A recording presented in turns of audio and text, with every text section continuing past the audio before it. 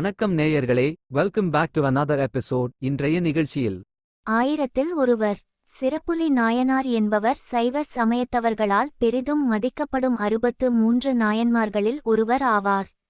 பொன்னி நன்னாட்டில் இன்மையாச் சென்று இறந்தவர்களுக்கு இல்லையெனாது ஈயும் தன்மை உடையவர்கள் வாழும் ஊர் திராக்கூர்.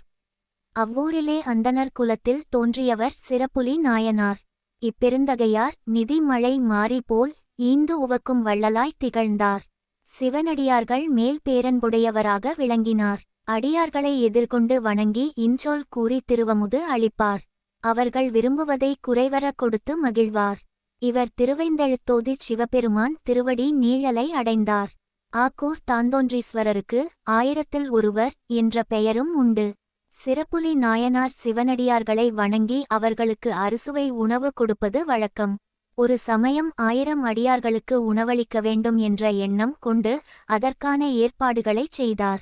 999 அடியார்கள் வந்துவிட்டார்கள். இன்னும் ஒரு அடியார் வரவேண்டுமே என கலங்கி இறைவனிடம் முறையிட்டார்.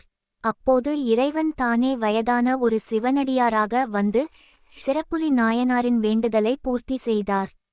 இறைவன் அந்த 1000வர்களில் ஒருவராக காட்சி தந்ததால் 1000த்துள் ஒருவர் என்றும் வழங்கப்படுகிறார்.